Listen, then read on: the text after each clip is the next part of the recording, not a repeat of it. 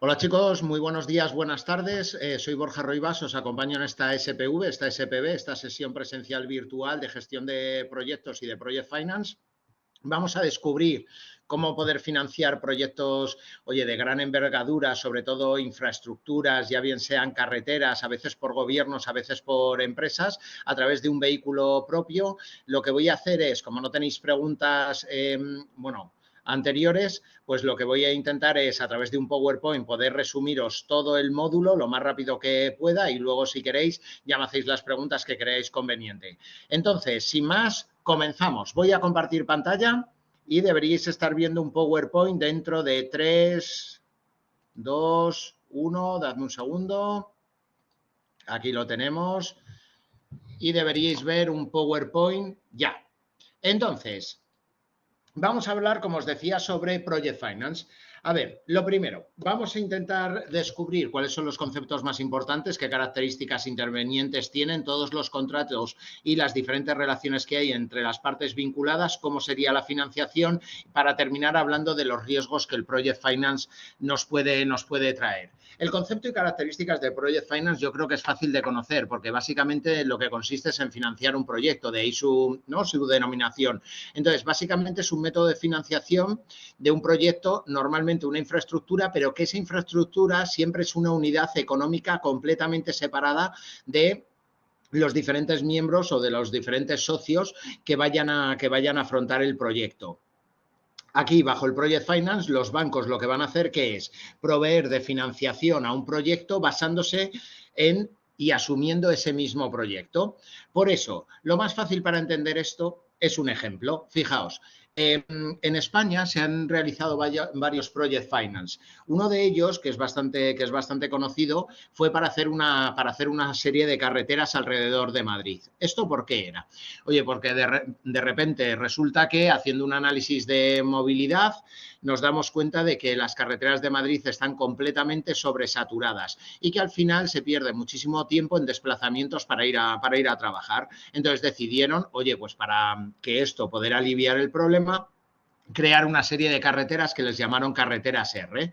Perfecto. ¿Cuál es el problema? Que si lo hace el gobierno, ¿qué tendría que hacer? Ir desembolsando un montón de dinero. Entonces lo que hizo fue sacarlo a proyecto público, de tal manera que un Project Finance, ¿vale?, se hiciera cargo de ello. ¿Cómo? Oye, pues es sencillo. Al final, en teoría, es sencillo. Luego en la vida real igual tardas 2 años.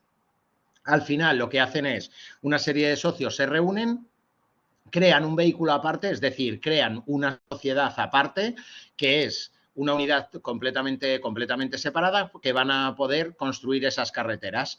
Perfecto. ¿De dónde sacan el dinero? Oye, pues una parte viene de los socios, otra parte va a venir de los bancos. También es verdad que tenemos, ya lo veremos luego cuando avancemos en la presentación, tendremos una casi deuda que puede ser desde el punto de vista de bonos que le puedes dar a manos del público. No son socios, no son bancos ni deuda, es una parte intermedia.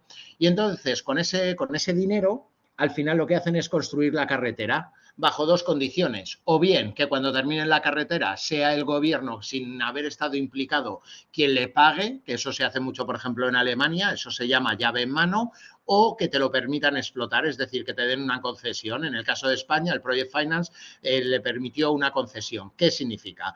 Oye, nos reunimos unos socios, hablamos con los bancos, financiamos un proyecto para hacer una carretera durante 2 años y al cabo de 2 años entregamos la carretera a cambio de ¿qué? De que nos dejen poner una barrera y que todo el mundo que pase por allí tenga que pagar.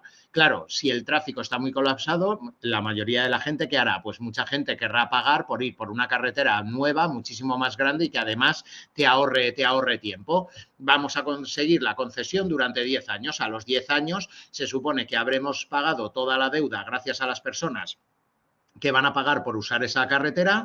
Al mismo tiempo habremos devuelto no solo la deuda, sino el tipo de interés, tendremos una rentabilidad para los socios y además lo bueno que tiene que es que el gobierno se queda al cabo de 10 años con una carretera que no ha tenido que invertir absolutamente nada y además desde el punto de vista de los impuestos, ¿quién paga la carretera? Las personas que la usan, no personas que no la estén utilizando y de tal forma que sus impuestos vayan directamente, ¿no?, digamos, lo más directos posibles contra las personas que los han generado. Eso es un Project Finance.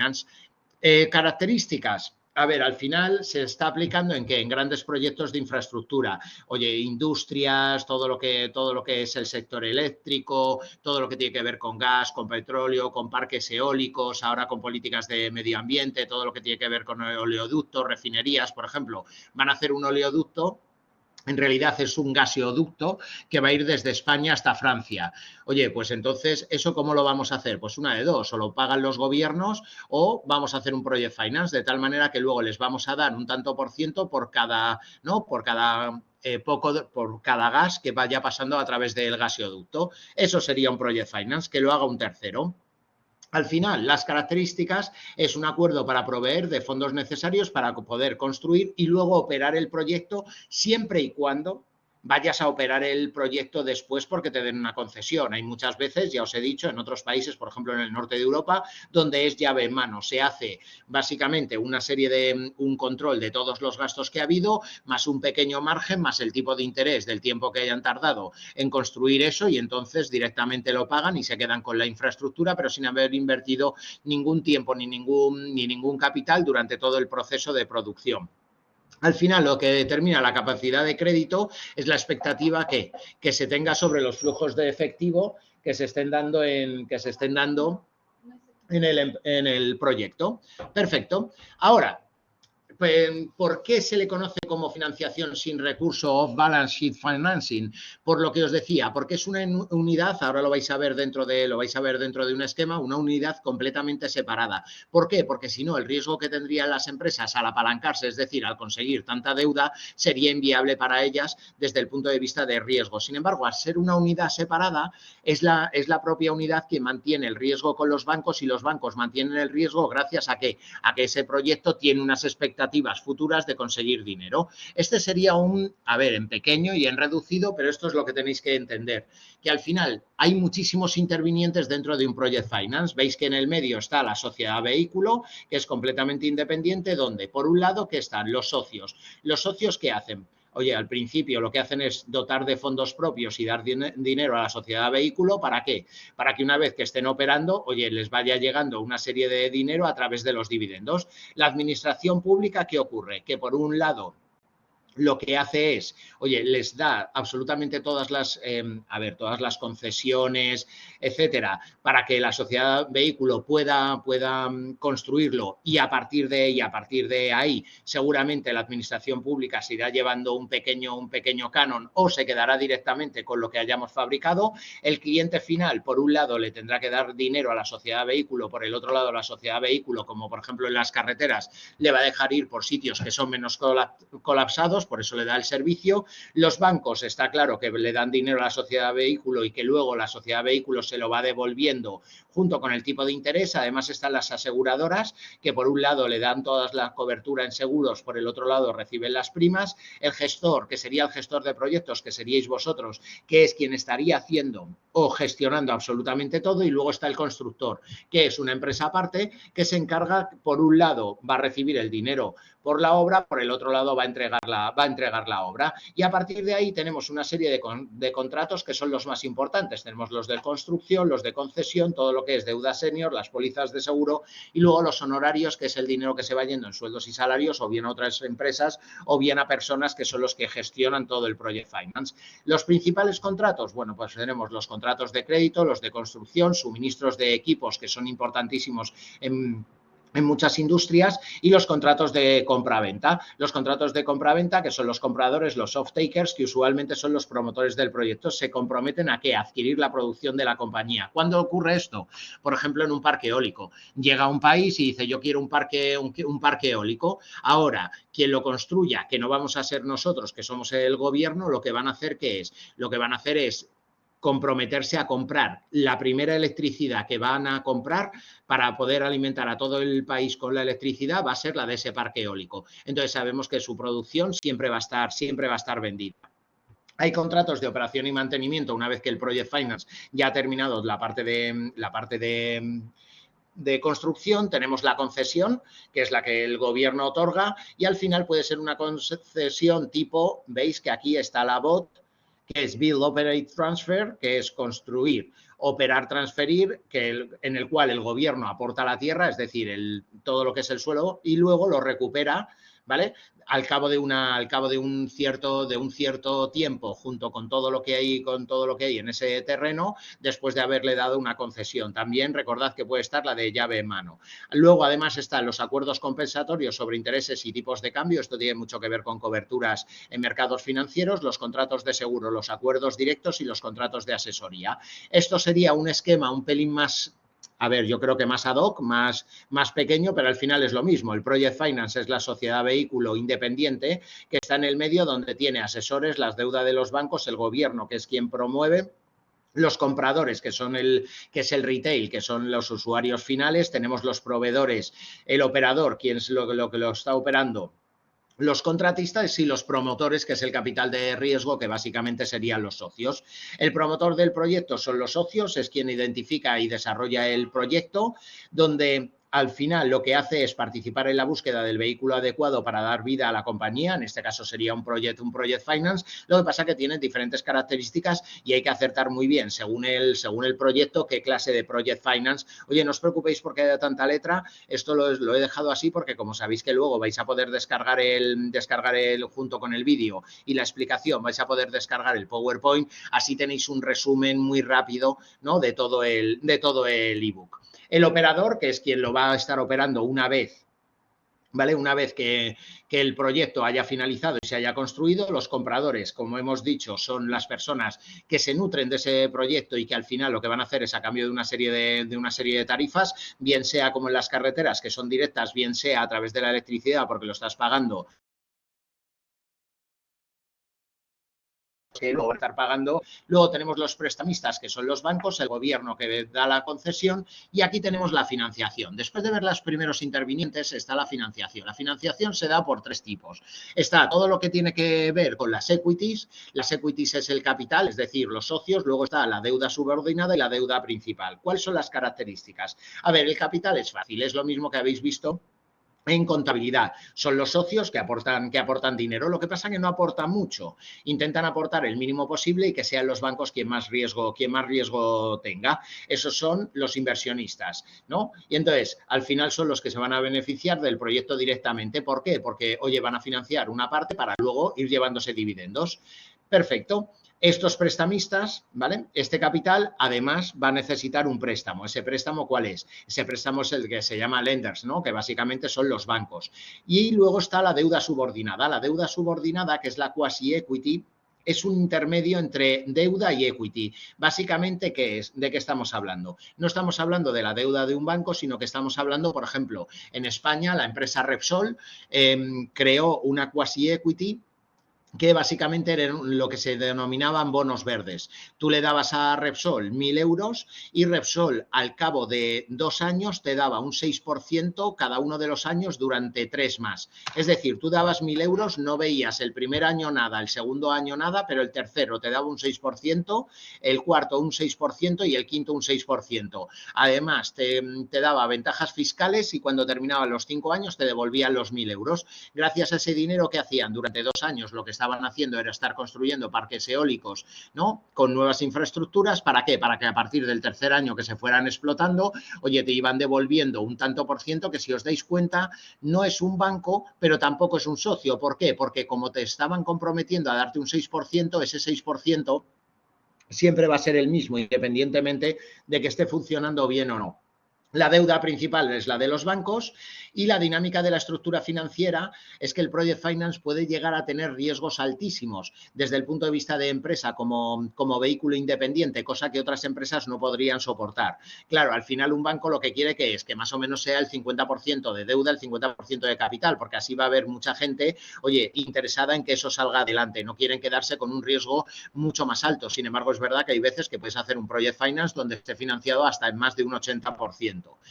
Y esto sería lo que os llevo comentando desde el principio, que es una nueva empresa. Aquí tenemos una empresa con su activo y su pasivo. ¿Qué es lo que ocurre con la inversión tradicional? Que entonces nosotros lo que haríamos, ¿qué es? Oye, aumentaríamos muchísimo la deuda para comprar unos nuevos activos de proyecto. Sí, pero es que al aumentar muchísimo la deuda, el riesgo de esa empresa sería altísimo y entonces bajaría en bolsa, la gente no lo necesitaría. Sin embargo, cuando haces el Project Finance, creas una empresa que es del proyecto. Este neto es dinero que desaparece de esta empresa porque va aquí, perfecto, pero luego el pasivo, que son las deudas, serían todas del banco y aquí tendrían los activos para poder construir eso. ¿Qué es lo que significa? Lo que significa es que esto es una empresa proyecto completamente separada de la principal. Por tanto, los riesgos son menores. La dinámica en la infraestructura de costes están, a ver, los costes más importantes. Gastos vamos a tener mucho. Está claro que tenemos los costes de construcción, todos los gastos financieros y los de operativa una vez que se ha terminado. Aquí veis la dinámica que es la sociedad vehículo y a partir de ahí vamos a ver los riesgos. A ver, riesgos va a haber muchos. ¿Por qué? Porque cada una de las personas que intervienen van a tener riesgos. Oye, los accionistas en un momento dado pueden que eso no funcione y que no reciban dividendos. El operador puede que no tenga nada que hacer o que esté mal la infraestructura, las aseguradoras, el constructor, los clientes que eso no esté funcionando bien, las garantías, los bancos que no devuelvan el dinero, el Estado. Veis ahí que al final cada uno de ellos va a tener grandes riesgos. Ahí lo importante es hacer una matriz de riesgos. Esto lo veréis bien en el ebook. Una matriz de riesgos básicamente es ir metiendo todos los riesgos que puede haber y qué factores les van a afectar. ¿Para qué? Para que al final tengas esto de aquí y sepas de cada uno de los riesgos qué queremos hacer. Oye, pues según lo que representen y el tanto por ciento de probabilidad, podemos o bien evitarlos a toda costa, o bien tendremos que controlarlo, o bien tendremos que aceptarlo, o bien tendremos que contratar un seguro para transferirlo. Por eso, al final, herramientas es el contrato, la titulación, el seguro o los derivados financieros desde el punto de vista, por ejemplo, oye, el de controlar. ¿Cómo puedo controlar yo el tipo de interés? Si tú dices, hombre, controlar el tipo de interés no puedo hacerlo. Sin embargo, sí puedo controlar el tipo de interés a través de derivados financieros en el mercado y crear o bien una opción financiera o bien un swap de tipos de interés. En conceptos básicos de dinero está claro que cuando empieza el Project Finance todo lo que hace es el flujo de caja es bajar, oye, porque estamos construyendo. Una vez que empieza la operativa, por aquí tenemos la bajada de flujos de caja por el mantenimiento, pero se supone que vamos a tener muchos flujos de caja mayores que lo que estamos, ¿no? Que de lo que estamos utilizando para poder operar. Lo que quiere decir que gracias a esa diferencia volverá el dinero a los bancos y a los socios.